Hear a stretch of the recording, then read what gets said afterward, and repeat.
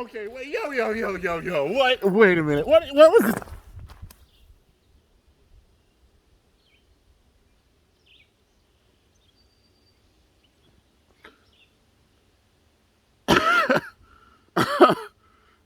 Oh, man. Okay, you guys are probably confused. I can't even reach it. Oh, I sat in my chair, right? I broke it. Oh, man. Oh, no. Oh, God. Oh, my butt cheek. I'm trying to just get out. Out. Stuck. Ah, crap. Oh. Well, R.I.P. That's how this is starting off. I got excited and it just... Okay. Oh, my damn butt cheek hurts. Oh, man. Okay, well, I guess, we'll do it live. All right. I'm just going to do this episode sitting down on the ground because that was my chair. Anyways, that's going to be like one of the most eventful intros ever. Oh, man, my butt cheek hurts. It literally broke. Oh, crap. All right, well, let me get my glasses on and refocus. I'm leaving that in there. Ow. Oh, my goodness. Well, anyways, what's going on, guys? It's your boy Kimbo here, and it's time for an epic episode review. I don't even have my gloves on, dude. I went and ate some food. Like, I did the other review, and then ate some food, and then came back to do this one, and then, yeah. Butt cheek. Ow. But anyways, guys, it is time for an epic Bakugan Evolutions episode review. So we've got episode number 22. Yeah, okay. Episode 22. I gotta get back into the mind. Just did that happen, man. Gotta get back into it. Whew. Okay, so yeah, we got episode 22 here. So with this one, it basically starts off with all right, I'm back. I'd help my dad move a giant rock. You know, he's making it grow. We got like a garden that we're setting up, and we're getting all the rocks out of it, and he's making like kind of a custom little grill. But anyways, getting into the episode, man. It starts off with the Awesome Brawlers going to the museum, you know, where like Dr. Knockenhammer, well, like he's the one that like excavates and everything, you know. But the museum, the actual museum for it. And Dan's actually really hyped being there, and they're like, Dan, are you okay? Like, this is interesting for you. And he's just really fascinated by, like, you know, the ancient Bakugan and such, because Dan loves Bakugan. It makes full sense that he's hyped about this. But they're looking at some of the Bakugan there, and Ajit's looking real closely because he used to be a Phantom Thief. He's like, these are fakes. And they're like, what do you mean they're fakes? He's like, they're fakes. So then they go and like tell the guards and everything, and they're like, what are you talking about? What do you mean? And then they explain it like they're fakes. And then like the curator for the museum says, okay, well, I know they were real when we got them. And Ajit like took the spotlight with this one, man, because being a former Phantom Thief, he just knew, you know, he's like, maybe somebody came in and stole it and replaced it. I think there's a certain person that's behind this. Honestly, I can't remember his name, and I kind of don't want to remember his name. Yeah, like what? Seymour, something like that. It's just Pokemon. Seabold, Celio. He's a seahorse. He looks like a seahorse. I didn't like him, man. Well, screw it. I'm gonna call him Seymour. I think it's close to that. But like, basically, there's just, yeah, this guy apparently is like he's a thief that Ajit had heard about before, you know, Mr. Seymour. I forgot his name it's close to it, but yeah, he just, you know, he basically is a thief, and I said he's a thief, you know, basically a phantom thief, and he's like, these are some of his duplicates. He even puts like his signature on them, and they show the signature. They're like, that's weird. Why would you be a thief and put on a signature? Because dude's full of himself big time. Yeah, so we get a little like cutscene because the curator said they can check it out, you know. Like, I'm gonna leave it to you to investigate this. So then they did. So they wait at the museum late at night, and then it's one of the guards that are going by and opening the case, and then all the Bakugan, like Drago and the others, they stop him. They're like, hold it right there. And then they're like, stop right there. You're not going to get away with this. We managed to stop you. Wait, I know you. It was actually one of like the guards. Um, and so they captured the guard and they're like, well, you could take us to wherever he is.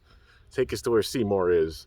And so they did. Well, they showed like a cutscene of him in a room. He's just like, like cleaning all the like fakes and such that he has, just being so full of himself and such.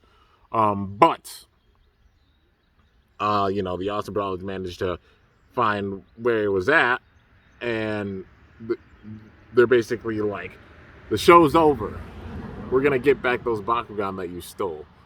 And he looks back like, oh really? And sends out his Bakugan. He's just so full of himself, man. Like, just that uptight kind of personality, just meh. But he sends out 3 Bakugan. I think it was like Demork, Serpilius, and what else? Like, maybe a Pinsata? No, a Scorpios. It was a Scorpios. But yeah, don't call me a Scorpion. Thinking of Pinsatar. But yeah, so they're in the middle of the battles, and the Austin Brawlers are winning big time, and then Mr. Seymour just decides to freaking ridicule his Bakugan and say, like, you pathetic pieces of junk, basically like that. You're not on my level, all this stuff, as they start, like, struggling and losing. And Dan's just getting pissed, dude. I was getting pissed, too. This is why I don't like him. He's sitting there using them literally as tools and not even appreciating them one bit, man. Like, they're fighting so hard for you, for your sake and such. You're going to treat them like dirt? Nah, man. If I was there, I would drop kick him. I would straight up drop kick him. Like, I would 2003 Undertaker chokeslam him. If you know, you know. Like, where Undertaker chokeslam Brock Lesnar and made him, like, freaking do, like, a springboard, like a yo-yo off the mat. Like, that. The dude's not nice. He is not a nice person. And it made me really, really upset when he was doing that. Oh my gosh, hello. Hi, Fly. It's like buzzing by my ear. I'm like, get out of here. But, yeah, he was just mistreating his Bakugan in the worst way, and Dan wasn't having any of it. He's like, you don't deserve to have a Bakugan at all. Bakugan are our friends that we care for and we fight alongside with, not for you to just use as tools. And then Drago's like, Dan. Like, he was even shocked, like how Dan was getting mad. Like, they were all getting frustrated and mad, but Dan was pissed, dude. He was not having any of it. But then he takes down their Bakugan. Meanwhile, Ajit and Shun are sitting there investigating, like, in his kind of, in his actual building, trying to find something. And Ajit, just being a phantom thief, he looked on the desk, because they looked around a bunch of times. They're like, we haven't found anything here. He's always like so secretive about his stuff, like he's always cautious and stuff. But he had a bobblehead, like a figure on his desk, and then Ajit's staring at it. He turns the head, then it opens a secret room, and then Shun's just like, wow, Ajit, how'd you know? He's just full of himself, like he just went with his gut, like he's full of himself, and he saw that, and then he just twisted it. So yeah. But yeah, Mr. like Seymour, Simon, whatever the hell his name is, getting walloped in the battle. And I mean, it was a little overkill, I'd say, because Drago's like, well, Dan's like, there's one more. And then they just completely like obliterate Serpilius. It's like they could have like taken him into custody without taking out Serpilius. But, I mean, it is what it is, I guess, just for the sake of like the battles and everything. But, maybe a little small error with the lapse in judgment with that one. But yeah. So, anyways, they tell him that, like, the police are coming. We've already given them, like, access to the rooms and everything. They're on their way. Sent all the files and everything. It's over. And then he's like, my plan bested by a bunch of kids. And, then after that, they go back and talk to the curator. It's like the next day. And he thanks them, like, big time for just helping out, and getting the actual Bakugan back. The ancient Bakugan. So yeah, that's basically how that episode ended. Mr. Seymour is a douchebag. I don't like him. He sucks. Don't mistreat Bakugan. It's not cool. Like, he legit, like, was stomping by it, and he even kicked it. nah, man, I wanted to kick him. wanted to kick him in the throat. Being real, man. Like, no, you don't do that. You don't do that to a Bakugan or such. Like, that's not okay. But, anyways, man. Um, yeah. I mean, that went with like a deep theme of like abuse and such. So, you already know the theme with that. Like, don't be that person. Don't do that. No Baku abuse, or in general, do not do it.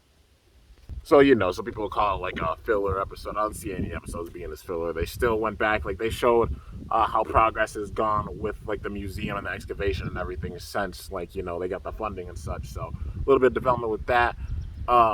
Yeah, and I wonder if this dude will be back at all, or yeah, like is he gonna be back as like a crazy collector? Is he gonna like join like the Gate Crushers or something? Probably not, but just a small little fun episode. But yeah, now getting into the second part of the episode. So with this one, the episode starts with Dan sleeping, and then there's a bunch of rumbling, like boom, boom, boom. It's literally shaking Dan to the point where he's jumping up in the bed. He's like, "What's going on here?" And then he goes outside. He's like, "Winton, what's happening? Goodness, it's waking me up and such with all this racket." And then Dan's like, or Winton's like, "Look up. There's an elephant." And on top of the elephant is none other than a character we haven't seen in a little bit, that being Lord Bracken. He is back, man. I love how they're weaving together like characters from previous seasons and such. Even seeing some characters from like the very first season returning, man. It's really, really awesome how they're doing this. But yeah, I'm just seeing this as 22. Are they gonna stop at 26 like for the episodes for this season, or are there more? I'm honestly not too sure, but yeah, like it usually goes to like, I mean, last season went to like 26. Are they going to go like 26 with this, or is it going to be more than 26? Because if so, there's like 4 episodes left, and like that's like 8 slots, which I mean, they could still tell a lot of story with those 8 slots for real. But yeah, so if it goes to 26, I wouldn't be too surprised. But yeah, so anyways, yeah, it's Lord Bracken, and then he's basically sitting there like simping over Leah per usual. And he's like, "If I beat you in a battle, you have to come back to Brackistan with me." And then she's like, "Okay, fine." And then just fast forward to her whooping him. So the battle's over. Leah wins it. And then Lord Bracken sits there and he starts simping big time. But then he talks about like her having like dark hair and blue eyes and such. And they're like, "That's not Leah." And then he looks up and he's actually simping over Crystal Blue now, man. This man has a crush on Crystal Blue. And Dan and Winter are just like, "Really? You got a crush on her?" Like, she's different. Crystal Blue is a bit different. She's more to herself, more reserved and such. Just laid back, chill. But, yeah, man. So then Lord Bracken's basically like, "If you can make it where she's into me, then I'll give you whatever you want." And they're like, "Whatever we want? Lifetime supply of hamburgers!" Yes! And then they're like, "We'll do it." Okay. So, basically they start doing like some mural drawings and stuff is the first thing. Crystal Blue stops and looks at them for a second. And then, they're just sitting there watching the whole time. They're like, she likes art. So they're saying like she's into art. She stops, looks at it for a second, but then walks away. And then there's another scene where there's like a painting of Lord Bracken, and then she walks. If they painted that, then that's like that's a good painting, man. Or like the sculpture and everything. That's some talent for sure. Whoever did it. But she saw the picture of Lord Bracken on the ground, just walks away. Sees the statue of Lord Bracken, just walks by it. Yeah. And then Lord Bracken was just kind of going down the approach of, "I'll battle her," like how he did with Leah. Then they tried to go down this route, but then she wasn't paying attention. And then Dan and Winston were like, "We're running out of ideas. We're not sure what to do." "Oh, well, if you can't fulfill the deal, then no reward for you." Bracken said that. And then and then they're just like, "Well, why don't we solve it with a battle? Have her just do some battles." And then he says, "That's what I wanted to do from the beginning." Lord Bracken got so mad. And then they're just like, "Oh, whoops." Yeah, but they also said that she's probably not one that's interested in like meaningless battles or anything, which she's not. But then they do the whole battle idea, then cutscene back, and there's Crystal Blue right there, and she's just like, "No, She was not. She didn't want to. She's like, it's meaningless. There's no point to have the battle. Um, and then Dan and Winton are like, oh yeah, well, he has beans because Crystal Blue loves beans for sure. So they're just like, if you win, he'll get you some very rare beans that you cannot get in a lot of areas in the world. They're very, very rare. He'll make you those beans and such. Um, but if he wins, then she has to listen to him. And then she's like, I'll do it. She just cared about the beans.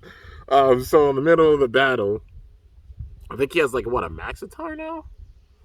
I think Lord Bracken has like a Maxitar. Or not like a Maxitar. It's like kind of, but like, or Zentar. Yeah. He has like Zentar, I think. And Crystal Blue has a Spearfin. She doesn't have a Pop. She has Spearfin with this season. So it's like, okay, well that's cool. But yeah, so they're sitting there doing some battles, and I mean, all the kids were running over because they're like, oh, there's a battle going on, and then Athena and Leah overheard it because they were walking up the steps, and they're just like, huh?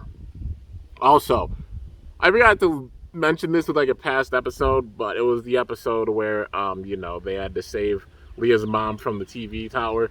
The very end of that was like wholesome and adorable because like it shows Leah and Athena being really good friends, like getting that close bond, like true close bond friendship wise, because Athena's always been one that's been studious, really reserved, not having that many friends. But at the end of it, like her mom was talking about how Leah talked about Athena all the time. Like, and then Athena's like, really? And then she even sat and gave her a hug, and then Athena just started blushing and giving her mom a hug back, Yeah, didn't even seem like she really had like her own parents or such. She was just at this academy just studying and training and such. Like, Athena's a powerful brawler, but she has to have like that tough exterior and such. It's like, being into different things and just like wanting to increase your power and everything, having to like increase like kind of the armor around yourself, just to say, because I mean, I get it, like putting the armor around myself and such, but still having things that I absolutely love and such, and just having a soft spot, when Leah's mom gave Athena a hug, that was really, really sweet, man. And then it showed her soft spot. She was sitting there blushing and everything, and she was feeling like she was safe and everything. Just seeing like Athena being like vulnerable and human, like emotion wise, instead of being like tough all the time, for sure. I mean, that was a breath of fresh air. I just had to mention that. It was from a previous episode, but I just thought that moment was cool, and I forgot to mention it, and I'm like, damn it. I was like, really, how did I forget that moment, man? That was crazy. That pulled the heartstrings for sure. But anyways, getting back into this episode, Athena and Leah going up the stairs, see all the kids running, and then they got the battle going on with Crystal Blue and Lord Bracken, Dan and Winton trying to give him pointers on the side, and then Athena and Leah being like, no, this is a one-on-one battle. You guys stay out of it. And they're just like, what? But we have to help our friend Lord Bracken. Low-key, they just want the hamburgers, but they didn't say that. And then, Athena and Leah were like, fine, we'll battle you. Fine, we'll stop you. And then they all start battling, so it's literally like boys versus girls with this one, so that was kind of cool. Like that kind of theme with it. But yeah, so overall,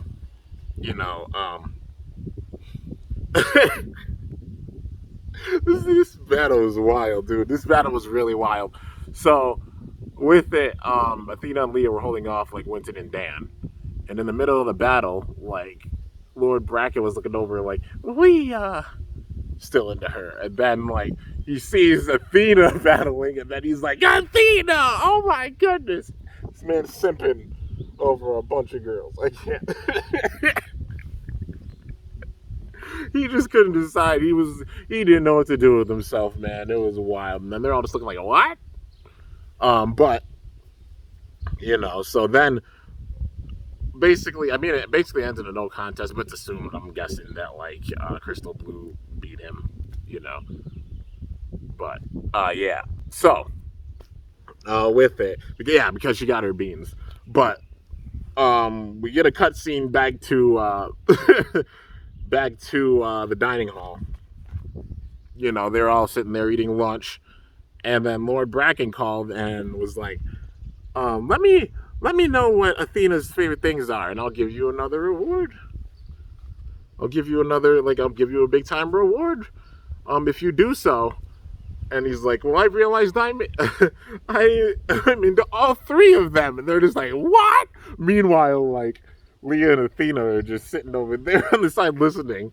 You know, they were walking by, but then they overheard it. They overheard the call. And then, like, it ended off after that. And Dan and Winston were like, oh, that guy. I don't know what to do with him. Like, it's not even worth the reward. Is it really even worth it? And then Athena and Leah heard. And they're like, Dan, Winton, did you both really do this just for a reward? This whole thing was for a reward? I can't believe you two. Like, they were just going off on them, man. Yeah. It was a fun episode for sure, man. It was a fun, like, heart-filled episode. But the end of it, Crystal Blue's sitting there by herself. I think she was in, like, a separate room or something, but she's sitting there eating the beans that Lord Bracken had made for her. And she ate them, and she's like, oh, I want to battle him again. And I was like, what the hell is happening? Like, is she getting feelings for this guy, or does she just like the beans? If so, I mean, that, like, Lord Bracken and Crystal Blue, they're both, like, unorthodox. It might work out. I don't know. But, yeah, the question is, does she just like the beans, or is she, like, into him? That's the big thing. But, yeah, overall, a really, really fun episode. I know some people will be like, oh, this is a filler episode. Like I said, I hate the term filler episodes. Like, all episodes, you still get the animation. You still get the battles and everything. I don't like the word filler, because you know that animation and drawing all the graphics and everything with that and the voice acting, it all took time, man. All that editing took time, so that's why I just don't like filler episode as, like, a term, because all that time went into it. It's overall an episode. It's just a more lighthearted episode that goes away from, like, the big time plot. That's how we see it with this reboot. We have, like, some side stories with it, like side quests in the video game, but then you got the main story with it too, and they're tying those things together. Having some of the side episodes to relieve all of the tension and stuff that's building, because there's a lot that's building for sure, and it's only going to get wilder from here. But also some lighthearted episodes that really, really just, like, mellow out the tone, that pull at the heartstrings and make you laugh and make you, like, just make you feel big time for sure, besides, like, the crazy build up with the story to take away some of that tension for sure. But yeah, dude, so overall, like, both episodes really, really fun. And it definitely seems like with them putting in these episodes, like, a nice tone with this after, like, the build up with 21 a bit. It seems like the next episodes we get are where crap's gonna really start hitting the fan with this season for sure, man. We're gonna start getting into the main course, I think, with the next episode. Yeah, because this build up's gonna be crazy, man. I'm just putting in, like, a lighthearted episode like this completely. The next one's going forward. We're getting right into the plot like crazy. It's gonna be intense for sure, man. We got to see what, like, the Gate Crushers' next move is. Probably going for, like, the remaining gates. I won't be surprised, because that's their goal. That's their ultimate goal, is to get all the gates. And now having the technology from, like, Benton, with all his research and everything, because they stole it the last episode. Yeah, they're a step closer to closing those gates, and if they get them all closed, that's the big time thing that'll sever the connection with Earth and Vestroya. So imagine they all tie together, like the Elemental Asylum, the Gate Crushers, Jansen Tech. Yeah, I don't know if we'll see freaking Huxley, that's his name. I don't know if we'll see him again, like, involved with things. Imagine he's a part of, like, the whole Jansen Tech thing. He becomes a part of the group, because, I mean, man had research a little bit on, like, elemental energy a little bit. Well, that was just making the holograms and stuff with it. But still, like, you got to see how all this ties together. And it feels like all the pieces, like, are there, and they're all going to start coming together with, like, the next episode. But yeah, man, it's gonna be really, really wild to see, like, this whole build. Like, we got this whole build up. It's going to be crazy to see just how things go through with this. Like I said, I wouldn't be surprised if, like, Wrath's in Vestroya. He's trying to go around all the different worlds to get the elemental artifacts so he can get ultimate power. The last one probably being Aropolis, because that's where Pyravian, the Supreme Council, is. He gets the last artifact and then shows off his ultimate power to them or something. That's the big build-up with Wrath. And then, probably Awesome Butlers coming in, Drago saving the day, because they all get their power and such. Because, Wrath's going to be really, really powerful, man. He already was with this last battle. I mean, Drago beat Wrath. So, Wrath ain't forget about that. You can probably take out any of the other awesome brawlers, Bakugan. Like, they're all going to be really powerful, but it's going to take even more than that to take out Wrath, like having that much power. But yeah, and like I said, that could be the full introduction of like Sharktar, Fenneca, Falcron, all those Bakugan and such that we saw the awesome brawlers have before. They're all the guardians of all those artifacts, And he's going through all the different worlds. He's going to have to go through them in order to do it. Them being the defenders of those artifacts. Like the Guardians. But yeah, so it's going to be really, really awesome to see just how this goes. It's going to be really, really intense, man. I can't wait to see this build up. And I also can't wait to see the next Bakugan they're going to release. I think we got like, part of Wave 2 out for the most part. Even getting on to like maybe like Wave 3 stuff coming soon. Probably in the, in the summertime. Yeah, which, from making this vid, it's like couple weeks away. It's crazy to say that, like a couple weeks away from summer, man. We're still technically in spring, but getting in that summer weather, and absolutely love it, man. Just how New York is. Go straight from like winter weather to like spring for a little bit because it's rainy, and then everything just grows like crazy, and then yeah, like summer weather. But yeah, anyways, man, overall really, really epic episode. I definitely enjoyed it. Let me know your guys' thoughts in the comments. Like I said, I just don't like the term of like filler episodes. I don't like it. Just because a lot of work goes into the animation and such for all the episodes that we do see, just because it's not like directly in with the plot. Like, wouldn't call it a filler episode. It's still having like I said, lighthearted tones added with all of the increasing tension and such with the season. But yeah, and plus it's like building that connection and that bond with a lot of like the Bakugan and their brawlers, or like the fellow brawlers and such. And even seeing other brawlers return, keeping that balance of having characters return, like Lord Bracken, seeing him with this. But yeah, anyways, guys, that's going to do it for this review on Bakugan Evolutions episode number 22. But hope you guys enjoyed. If you did, be sure to slice that like button down below. Let me know how I did. Hope you enjoyed my fall earlier. Frick, dude. The damn chair broke. I got to buy another chair. I fold out one. Oh, well. It'll be all good. I'll manage to get one at some point. But if you're new to my channel, definitely be sure to subscribe for some epic content because I upload daily. And if you haven't already, be sure to ring that bell by my channel name to be notified whenever I upload a video. So yeah, guys, till next time, it is your boy Kimbo signing off. See you guys later. Thanks so much for watching. Until then, stay awesome and Bakugan Brawl. I'm up out of here.